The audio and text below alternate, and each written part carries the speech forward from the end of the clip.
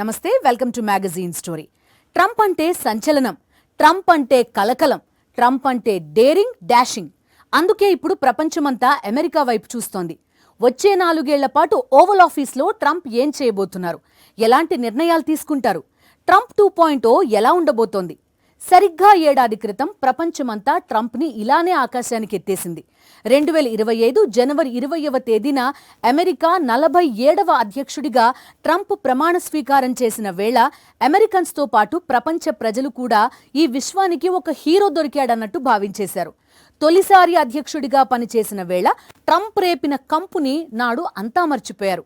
కానీ ట్రంప్ మాత్రం అంతకు మించి అన్నట్టుగా చెలరేగిపోయాడు. ఏడాది గడిచిపోయింది. ట్రంప్ టెర్రర్కి ప్రపంచ దేశాలు షేక్ అయిపోతున్నాయి. 365 రోజులు 730 వివాదాలు అన్నట్టుగా తయారైంది. అమెరికా అధ్యక్షుడిగా ట్రంప్ పూర్తి చేసుకున్నది ఏడాది పాలననే. ఇంకా 3 ఏళ్లుంది. ముందు ఇంకెన్ని ముప్పతిప్పలు పెడతాడో అన్న ప్రశ్న అటు అమెరికన్స్తో పాటు ఇటు ప్రపంచాన్ని వణికిస్తోంది. దీనిపైనే ఇవాల్టి మ్యాగజైన్ స్టోరీ. అమెరికా ఆర్థికంగా, సైనిక పరంగా, సాంకేతికంగా తిరుగులేని శక్తి సామర్థ్యాలున్న దేశం. ప్రపంచ కరెన్సీలో అమెరికన్ డాలర్కి ఉన్న దర్జానే వేరు. అందుకే అమెరికా అధ్యక్షుడు ప్రపంచ పోలీస్ తరహాలో వ్యవహరిస్తాడు. ఇంతవరకు నిజమే. కానీ డొనాల్డ్ ట్రంప్ అంతకు మించి అనేశాడు. నచ్చని దేశాలపై టారిఫ్లు, నచ్చిన దేశాలపై కర్చీఫ్లు, కుదిరితే బెదిరింపులు, వీలైతే ఆక్రమణలు. తెంపరితనం కేంద్రంగా ట్రంప్ తీసుకున్న నిర్ణయాలు అనేక దేశాలకు తలనొప్పిగా మారితే ట్రంప్ ప్రదర్శిస్తున్న నియంతృత్వ పోకడలు ప్రపంచ దేశాల్ని వణికిస్తున్నాయి. అధ్యక్షుడిగా రెండోసారి బాధ్యతలు తీసుకున్న వెంటనే ట్రంప్ ఇచ్చిన ఎగ్జిక్యూటివ్ ఆర్డర్స్ చూసి మంచి దూకుడు మీదున్నారని ప్రపంచ ప్రజలనుకున్నారు. కానీ రోజులు గడుస్తున్న కొద్దీ కానీ అర్థం కాలేదు, అది దూకుడు కాదు, నిరంకుశత్వమని, అనాలోచితమని. ఏడాదికి 365 రోజులైతే ఒక్క ఏడాది పాలనలోనే 730 వివాదాలు అన్నట్టుగా తయారైంది ట్రంప్ తీరు. మరి మిగిలిన 3 ఏళ్లలో ట్రంప్ టెర్రర్ ప్రపంచ దేశాలకు ఎంత హారర్ చూపించనుందో? Trump 2.0 make America great again. ఈసారి మామూలుగా ఉండదు. అమెరికాకి మళ్లీ సరైన అధ్యక్షుడు వచ్చాడు. అబ్బో, ఇలా చెప్పుకుంటూ పోతే రెండోసారి ట్రంప్ అమెరికా అధ్యక్ష బాధ్యతలు తీసుకునే సమయంలో అటు అమెరికన్స్ ఇటు ప్రపంచ దేశాల ప్రజలు చాలా చెప్పారు. కానీ వైట్ హౌస్లోకి అడుగు పెట్టిన తొలి రోజే వరుస ఎగ్జిక్యూటివ్ ఆర్డర్స్తో షాక్స్ మీద షాక్స్ ఇచ్చేసిన ట్రంప్ రోజుకి మరింతగా చెలరేగిపోతూ వచ్చారు. ట్రంప్ రెండోసారి అమెరికా అధ్యక్షుడై ఏడాది అయ్యింది. అంటే 4 ఏళ్ల పదవి కాలంలో ఏడాది కాలాన్ని ట్రంప్ పూర్తి చేసుకున్నారు. అదే సమయంలో ఆ ఏడాది కాలాన్ని ట్రంప్ టెర్రర్తో నింపేశారు. ఓవైపు ఆర్థిక మాంద్య భయం, ఇంకోవైపు పెరుగుతున్న నిరుద్యోగ సమస్య, మరోపక్క అదుపులోకి రాని ద్రవ్యోల్బణం. ఇవన్నీ ట్రంప్ అధ్యక్షుడు అయిన తొలినాళ్లలో తమ ఉనికిని బలంగా చాటుకుంటున్న వేళ ఈ సమస్యలను ట్రంప్ ఎలా పరిష్కరిస్తాడన్న ఆసక్తి ప్రపంచ ప్రజల్లో పెరుగుతూ వచ్చింది. కానీ ఎంతైనా అమెరికా అధ్యక్షులు తమను తాము ప్రపంచ పోలీస్గా అభివర్ణించుకుంటూ ఉంటారు కదా. అందుకే ఇల్లు దిద్దే కార్యక్రమం పేరుతో ప్రపంచ దేశాల మీద పడ్డారు ట్రంప్. అమెరికాని మరోసారి అతి గొప్ప దేశంగా నిలబెట్టాలంటే అంటూ టారిఫ్ వార్కి తెరతీశారు. అలానే ఈ ఏడాది కాలంలో ట్రంప్ ప్రదర్శించిన తెంపరితనం, నియంతృత్వ పోకడలు, తలతిక్క నిర్ణయాలు అన్నీ కలిసి అమెరికా ఇమేజ్ ని డ్యామేజ్ చేయటమే కాదు, ప్రపంచ దేశాల మీద, ఆర్థిక వ్యవస్థల మీద ప్రభావాన్ని చూపించాయి. అందుకే రాబోయే 3 ఏళ్లలో ట్రంప్ ఇంకేం చేస్తాడో అన్న ఆలోచనే ప్రపంచ దేశాలను భయపెడుతోంది. ట్రంప్ ఏడాది పాలన గురించి చెప్పాలంటే ముందుగా ప్రస్తావించాల్సింది టారిఫ్ వార్ని. అధ్యక్షుడిగా బాధ్యతలు స్వీకరించిన వెంటనే దేవుడు, మతం, ప్రేమ, టారిఫ్లు, ఇది నా ప్రయారిటీ అని ట్రంప్ చెప్పిన వేళ అప్పుడంతా లైట్ గా తీసుకున్నారు. కానీ ఇప్పుడు ఆ టారిఫ్ వార్ ప్రపంచ దేశాల ఆర్థిక వ్యవస్థలకు సవాల్గా మారింది. అంతా నా ఇష్టం అన్న తరహాలో వ్యవహరిస్తున్న ట్రంప్ రెసిప్రోకల్ టారిఫ్లకు తెరతీశారు. తమ ఉత్పత్తులపై ఏ దేశం ఎంత సుంకం విధిస్తుందో ఆ దేశం దిగుమతుల మీద తాము అంతే శాతం సుంకం విధిస్తామని మొదట చెప్పుకొచ్చారు. అమెరికా భారత్ల మధ్య కానీ, అలానే అమెరికా చైనా మధ్య కానీ, అమెరికా జపాన్, అమెరికా కెనడా, ఇలా ఏ దేశాలతో పోల్చి చూసుకున్నా వాణిజ్య లోటు అన్నది ఉంది. దాన్ని పూరించడానికే టారిఫ్లు విధిస్తున్నామని నాడు ట్రంప్ చెప్పాడు. నిజానికి అత్యధిక సుంకాలు విధిస్తూ పోతే వాణిజ్య లోటు తొలగిపోదు. ఇరు దేశాల మధ్య ఎగుమతులు దిగుమతుల్లో ఏది బాగా తక్కువగా ఉందో దాన్ని పెంచితే వాణిజ్య లోటు తగ్గుతుంది. కానీ ట్రంప్ మాత్రం టారిఫ్ వార్తోనే అమెరికాకు న్యాయం జరుగుతోందని, వాణిజ్య లోటు తొలగిపోతుందని రెసిప్రోకల్ టారిఫ్లు స్టార్ట్ చేసినప్పుడు కొందరు ఆర్థిక నిపుణులు అనుమానంగా చూశారు. అత్యధిక సుంకాల వల్ల వాణిజ్య లోటు తొలగిపోదన్న సంగతి స్వతహాగా వ్యాపారవేత్త అయిన ట్రంప్కి తెలియకుండా ఉంటుందా? ఒకవేళ తెలియకపోయినా అమెరికా అధ్యక్షుడికి ఖచ్చితంగా తెలుస్తుంది కదా. దీని వెనుక ఇంకేదైనా ఎత్తుగడ ఉందా అన్న అనుమానాలు నాడే వ్యక్తమయ్యాయి. దానికి తగినట్లే తర్వాతి కాలంలో ట్రంప్ తెంపరితనానికి టారిఫ్లకు ముడిపెట్టడం మొదలుపెట్టారు. అమెరికా ప్రయోజనాల పేరుతో ఇష్టానుసారంగా టారిఫ్ కొరడా జలిపించడం మొదలుపెట్టారు. రష్యాని బలహీనపరచడానికి ఉక్రెయిన్తో వార్ని సాకుగా చూపుతూ రష్యా నుంచి చమురు కొనుగోలు చేస్తున్నందుకు భారత్ మీద 25% అదనపు టారిఫ్లు విధించేశారు. ఇరాన్పై ఒంటికాలు మీద లేస్తున్న ట్రంప్ ఇరాన్తో వ్యాపారం చేసే దేశాలపై 25% టారిఫ్లు విధిస్తున్నట్లుగా ప్రకటించారు. ఇక ఇప్పుడు గ్రీన్లాండ్ వంతొచ్చింది. గ్రీన్లాండ్ విషయంలో తమను సమర్థించని దేశాలపై టారిఫ్లు తప్పవని హెచ్చరించిన ట్రంప్ యూరప్ దేశాలపై 10% సుంకాలు విధించారు. మిత్ర దేశాలతోనే కయ్యానికి దిగారు. అటు యూరప్ కూడా తనదైన శైలిలో ట్రంప్ కు షాక్ ఇచ్చింది. తన చమురు ఆధిపత్యానికి, తన ఆక్రమణలకు, తాను చేసే దాడులు, యుద్ధాలు, కిడ్నాప్లు అన్నింటికీ టారిఫ్ కొరడాని ఆయుధంగా వాడేస్తున్నారు ట్రంప్. గ్రీన్లాండ్ దక్కించుకోవటం కేవలం భూభాగ విస్తరణే కాదు, అమెరికా భద్రతకు కూడా అత్యంత కీలకమని దేశ అధ్యక్షుడు డొనాల్డ్ ట్రంప్ భావిస్తున్నారు. ముఖ్యంగా ఆయన ప్రతిష్టాత్మకంగా భావిస్తున్న అత్యాధునిక క్షిపణి రక్షణ వ్యవస్థ గోల్డెన్ డోమ్ ఏర్పాటుకు గ్రీన్లాండ్ ప్రాంతం భౌగోళికంగా ఎంతో అరువైనది. ఒకవేళ అమెరికా ఇక్కడ అడుగు పెట్టకపోతే రష్యా లేదా చైనా ఆ ప్రాంతాన్ని తమ గుప్పిట్లోకి తీసుకునే ప్రమాదం ఉందని ట్రంప్ హెచ్చరిస్తున్నారు. వీటితో పాటు గ్రీన్లాండ్లో దాగి ఉన్న అపారమైన అరుదైన ఖనిజ సంపదపై కూడా అమెరికా కన్నుపడింది. గ్రీన్లాండ్ అపారమైన ఖనిజ, చమురు, సహజ వాయు నిల్వలకు ఆలవాలు. అత్యంత అరుదైనవిగా ప్రకటించిన 34 ఖనిజాల్లో గ్రాఫైట్, లిథియం వంటి ఏకంగా 25 ఖనిజాలు గ్రీన్లాండ్లో అపారంగా ఉన్నట్లుగా తేలింది. విద్యుత్ వాహనాల తయారీలో ఇవి చాలా కీలకమన్నది తెలిసిందే. అమెరికా ఈ ఖనిజాల కోసం చాలా కాలంగా చైనాపై ఆధారపడాల్సి వస్తోంది. చైనాపై విధించిన భారీ టారిఫ్లను కూడా అంతే వేగంగా ట్రంప్ వెనక్కి తీసుకోవటానికి ఈ ఖనిజాల ఎగుమతిపై డ్రాగన్ నిషేధం విధించడమే ప్రధాన కారణం. గ్రీన్లాండ్ తమకు చిక్కితే ఇకపై ఆ ఖనిజాల కోసం చైనా మీద ఆధారపడాల్సిన అవసరం ఉండదు. అదే సమయంలో ప్రపంచ పోలీస్గా తన ఆధిపత్యాన్ని మరింతగా పెంచుకోవచ్చు. అందుకే గ్రీన్లాండ్ విషయంలో మిత్ర దేశాల మీదే టారిఫ్ల కత్తి దూసేశారు ట్రంప్. అటు ఐరోపా సమాఖ్య కూడా ధీటుగా కౌంటర్ ఇచ్చింది. గతేడాది కుదుర్చుకున్న యూరోపియన్ యూనియన్ అమెరికా వాణిజ్య ఒప్పందాన్ని తాత్కాలికంగా పక్కన పెట్టింది. ఈ విషయాన్ని అధికారికంగా ప్రకటించింది EU పార్లమెంట్. స్వేచ్ఛ వాణిజ్య ఒప్పందం లక్ష్యంగా జరిగిన EU-US డీల్ను తక్షణం స్తంభింపచేస్తున్నామని యూరోపియన్ యూనియన్ పార్లమెంట్ స్పష్టం చేసింది. గ్రీన్లాండ్ విషయంలో ట్రంప్ తాటాకు బెదిరింపులకు దడిచేది లేదని ఐరోపా సమాఖ్య చెప్పకనే చెప్పేసింది. దీంతో రాబోయే రోజుల్లో మిత్ర దేశాలతో ట్రంప్ శత్రుత్వాన్ని మరింత పెంచుకుంటారా, గ్రీన్లాండ్ విషయంలో వెనక్కు తగ్గుతారా అన్నది చర్చనీయాంశంగా మారింది. ట్రంప్ ఏడాది పాలనలో ప్రత్యేకంగా ప్రస్తావించాల్సింది వెనజువెలా దేశం మీద చేసిన దాడి. వెనజువెలా అధ్యక్షుడితో పాటు ఆయన భార్యని బందీగా తీసుకువెళ్లి ఖైదు చేయటం, తాను శాంతి దూతనని, 7 యుద్ధాలను ఆపారని, 8వ యుద్ధం ఇజ్రాయెల్ గాజా ముగింపు దశలో ఉందని, నోబెల్ పీస్ ప్రైజ్ తనకే ఇవ్వాలని కొద్ది నెలల క్రితమే నానా హంగామా చేశారు ట్రంప్. జాతుల మధ్య స్నేహాన్ని పెంపొందించారని, అణు నిరాయుధీకరణకు కృషి చేస్తున్నారని, అంతర్జాతీయ సహకారాన్ని ప్రోత్సహిస్తున్నారని నాన్ స్టాప్ క్యాంపెయినింగ్ చేశారు. నోబెల్ శాంతి బహుమతి కేంద్రంగా అన్ని శాంతి వచనాలు పలికిన ట్రంప్ డ్రగ్స్ ను బూచిగా చూపిస్తూ వెనజువెలా మీద దాడి చేశారు. ఏకంగా ఆ దేశ అధ్యక్షుడిని ఎత్తుకుపోయారు. వెనజువెలాలో ఉన్న అపారమైన చమురు నిక్షేపాల మీద కన్నేసిన ట్రంప్ డ్రగ్స్ ని కారణంగా చూపిస్తూ నికోలస్ మదురోను ఎత్తుకెళ్లిపోయారు. అమెరికాని మిగిలిన దేశాలు అనుకరిస్తే ప్రపంచ శాంతి ఏమైపోతుందన్న భయం క్రమంగా పెరుగుతోంది. తైవాన్ ని తన భూభాగం అంటోంది చైనా. తనను తాను స్వతంత్ర దేశంగా తైవాన్ ప్రకటించుకుంది. ఇరు దేశాల మధ్య ఉద్రిక్తతలు భగ్గుమంటూనే ఉన్నాయి. అమెరికా నికోలస్ మదురోను బందీని చేసినట్టుగా రేపు చైనా తైవాన్ అధ్యక్షుడు లై చింగ్ తేని ఇలాగే బలప్రయోగం చేసి బందీగా తీసుకువెళితే పరిస్థితి ఏంటన్న ప్రశ్న బలంగా వినిపిస్తోంది. ఎందుకంటే తైవాన్ కి అమెరికా మద్దతు ఇస్తోంది. అమెరికా చైనా మధ్య టారిఫ్ వార్ స్థాయి అసలు వార్ మొదలైన ఆశ్చర్యం లేదని పరిశీలకులు విశ్లేషిస్తున్నారు.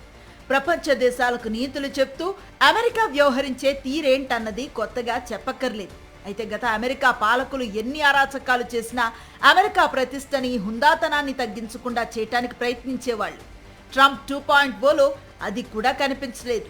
తోచినట్లు నిర్ణయాలు, నచ్చినట్టు ఆదేశాలు ఇచ్చేస్తూ ఏడాది పాలనలో ట్రంప్ సృష్టించిన టెర్రర్ అంతా ఇంతా కాదు.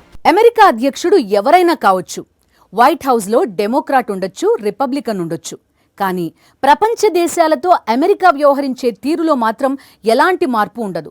తన ప్రయోజనాల కోసం అగ్రరాజ్యం ఏవైనా చేస్తుంది, ఎంతకైనా తెగిస్తుంది. ఇందుకు తిరుగులేని సాక్ష్యాలు చరిత్ర నిండా ఉన్నాయి. కానీ ట్రంప్ 2.0 మాత్రం అక్కడితో ఆగడం లేదు.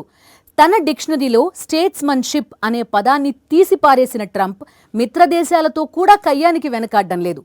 అమెరికా ప్రతిష్టని, వైట్ హౌస్ పరపతిని చులకన చేసే నిర్ణయాలకు, వ్యాఖ్యలకు వెనకాడడం లేదు.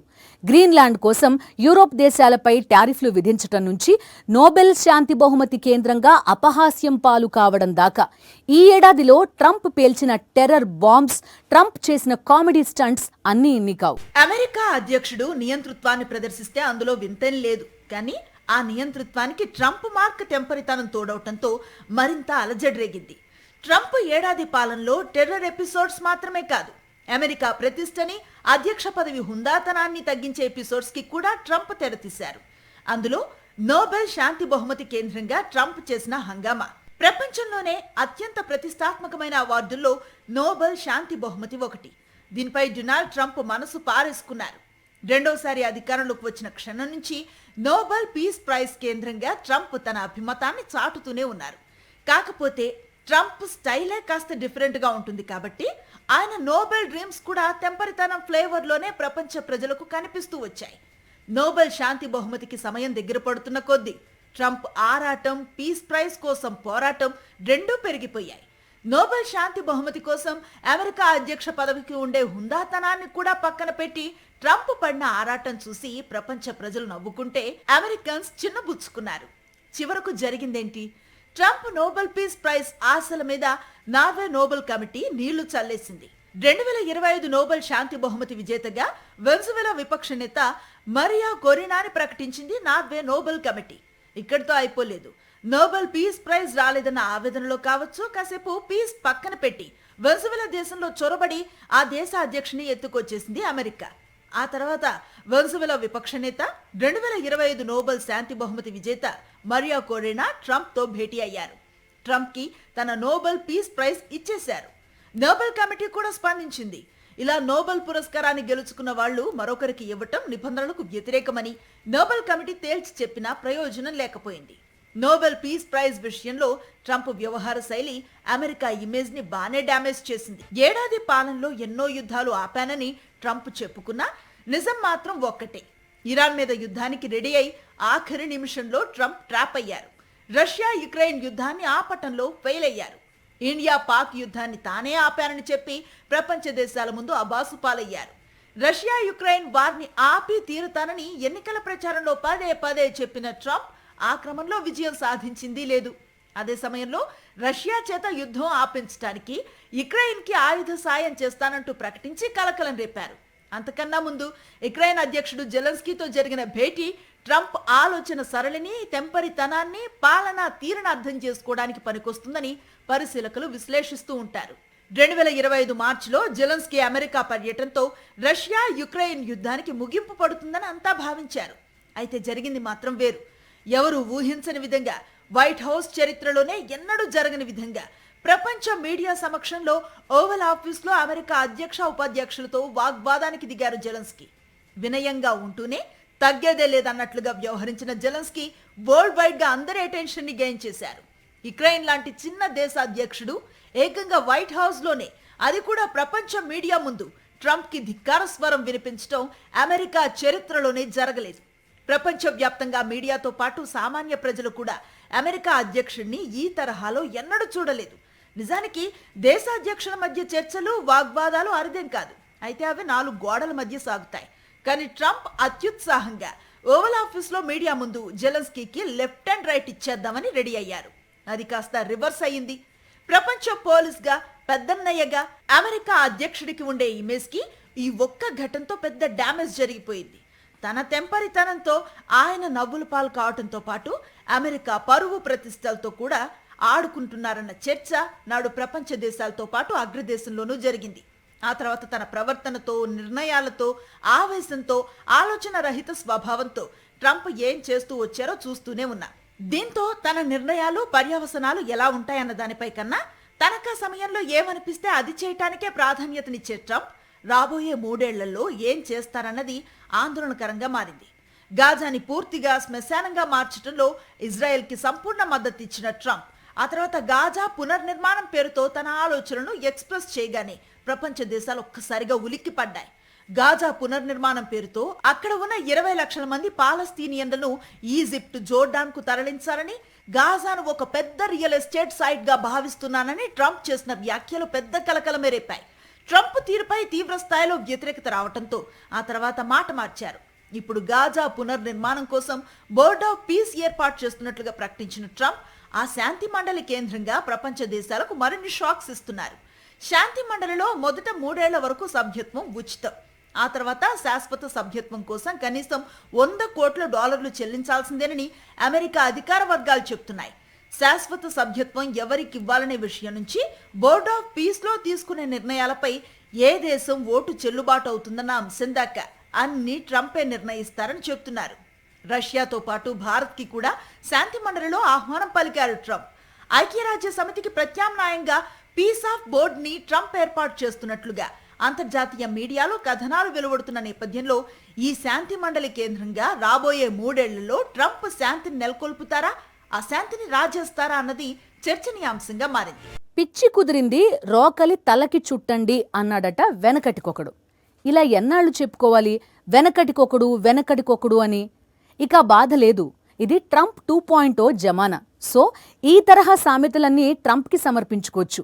ఎందుకంటే ట్రంప్ పేరు చెప్తే చాలు ప్రపంచ దేశాలు ఉలిక్కి పడతాయి, ప్రపంచ ఆర్థిక వ్యవస్థలు అల్లాడిపోతాయి, స్టాక్ మార్కెట్స్ షేక్ అవుతాయి, చెదిరిపోయిన డాలర్ డ్రీమ్స్, రగులుతున్న యుద్ధ జ్వాలలు, టారిఫ్ వార్లు, ఇలా చెప్పుకుంటూ పోతే ఒకటా రెండా ఏడాది కాలంలోనే అల్లకల్లోలం చేసేశాడు. కానీ జరిగింది చాలా తక్కువ. ఎందుకంటే ట్రంప్ పదవీ కాలం ఇంకా 3 ఏళ్లుందన్న విశ్లేషణలు అందరికీ చెమటలు పట్టిస్తున్నాయి. నోబెల్ పీస్ కలలు కంటోన్న ట్రంప్ రాబోయే రోజుల్లో ప్రపంచ ప్రజలకు కూడా పీస్ని పంచుతారా, లేక ట్రంప్ 2.0లో సరికొత్త షేడ్స్ చూపిస్తారా? అమెరికా డాలర్ డ్రీమ్స్ ను తీర్చుకునే దేశం మాత్రమే కాదు, నైపుణ్యాలు పెంచుకోవటానికి అన్ని వసతులు ఉన్న దేశం, టాలెంట్ ని బట్టి జీవితంలో ఎదగటానికి ఎన్నో అవకాశాలు ఉన్న దేశం. అందుకే అమెరికాలో చదువన్నా, ఉద్యోగం అన్నా, అమెరికా సంబంధం అన్నా అంత క్రేజ్. అమెరికాలో ఉద్యోగం, ఆ తర్వాత గ్రీన్ కార్డ్, ఆ పైన సిటిజన్షిప్, ఇలా ప్రణాళికను రూపొందించుకునే వాళ్ళు ప్రపంచ దేశాలన్నింటి నిండా ఉన్నారు. చదువుకోవటానికి, ఉద్యోగం కోసం అమెరికాలో అడుగు పెట్టాలని తప్పించే వాళ్ళు ప్రపంచమంతా ఉంటారు. అందరి డాలర్ డ్రీమ్స్ లో గతేడాది కాలంలో పీడకలలు తెప్పిస్తున్నారు ట్రంప్. ట్రంప్ అధికారంలోకి వచ్చిన తొలి రోజు ఇచ్చిన ఎగ్జిక్యూటివ్ ఆర్డర్స్ లో ప్రపంచవ్యాప్తంగా కలకలం రేపిన వాటిలో ఒకటి బర్త్ రైట్ సిటిజన్షిప్ రద్దు. అమెరికా చట్టాల ప్రకారం ఆ దేశ పౌరులకు పుట్టిన వారికి మాత్రమే కాకుండా అమెరికాలో జన్మించిన ప్రతి ఒక్కరికి అక్కడి పౌరసత్వం లభిస్తుంది. అమెరికా గడ్డపై పుట్టిన వారంతా ఆ దేశ పౌరులే అనే ఉద్దేశంతో 1868లో చేసిన 14వ రాజ్యాంగ సవరణ ద్వారా శరణార్థుల పిల్లలకు అమెరికా జన్మతః పౌరసత్వాన్ని అందిస్తుంది. ఇప్పటి వరకు ఈ ప్రక్రియ నిరంతరాయంగా కొనసాగింది. అయితే తాజాగా ట్రంప్ జారీ చేసిన ఎగ్జిక్యూటివ్ ఉత్తర్వులతో దీనికి బ్రేక్ పడింది. ట్రంప్ ఉత్తర్వుల ప్రకారం బిడ్డకు జన్మనిచ్చే సమయానికి తల్లిదండ్రులు అమెరికా పౌరులు కాకపోయినా, తండ్రి చట్టబద్ధంగా అమెరికాలో ఉన్నప్పటికీ, శాశ్వత నివాసి కాకపోయినా పుట్టిన పిల్లలకు అమెరికా పౌరసత్వం రాదు. అలాగే తండ్రి శాశ్వత నివాసి అయినప్పటికీ తల్లి తాత్కాలిక వీసా మీద అమెరికాలో నివాసం ఉంటున్నా అదే నియమం వర్తిస్తుంది. ఈ ఎగ్జిక్యూటివ్ ఆర్డర్ అమెరికాలో నివాసం ఉంటున్న లక్షలాది మంది భారతీయులకు మాత్రమే కాదు, చైనా, మెక్సికోలతో పాటు ప్రపంచ దేశాల పౌరుల్లో తీవ్ర ఆందోళన కలిగిస్తోంది. అధికారం చేపట్టిన వెంటనే తన ఎగ్జిక్యూటివ్ ఆర్డర్తో వలసదారుల గుండెల్లో గుబులు రేపిన ట్రంప్ ఈ ఏడాది పాలనలో మరింతగా చెలరేగిపోయారు. ఒకవైపు H1B, మరోవైపు F1 వీసాలు, ఇలా ఎవరినీ వదిలిపెట్టలేదు ట్రంప్. H1B వీసాల జారీని అత్యంత కఠినతరం చేసిన ట్రంప్ F1 వీసా మీద అమెరికా వచ్చి పార్ట్ టైం జాబ్ చేసే వారిపై ప్రత్యేక ఫోకస్ పెట్టారు.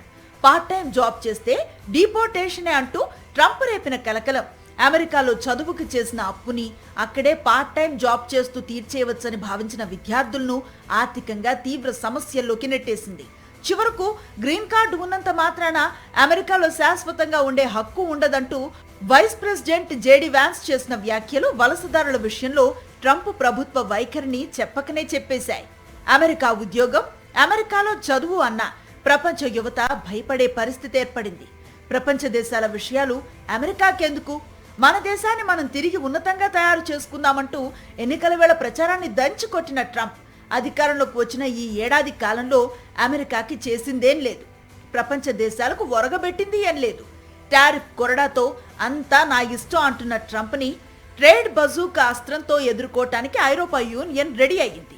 రాబోయే రోజుల్లో ట్రంప్ టెర్రర్కి చెక్ పెట్టే పరిణామాలు ప్రపంచవ్యాప్తంగా చోటు చేసుకుంటాయా, లేకపోతే ట్రంప్ తెంపరితనం ప్రపంచ దేశాల ముందు మరిన్ని సమస్యలను తెచ్చిపెడుతుందా అన్నది చర్చనీయాంశంగా మారింది. ఇది ఇవాల్టి మ్యాగజైన్ స్టోరీ. మరో ఇంట్రెస్టింగ్ టాపిక్ తో మళ్ళీ కలుద్దాం. అంతవరకు స్టే ట్యూన్డ్.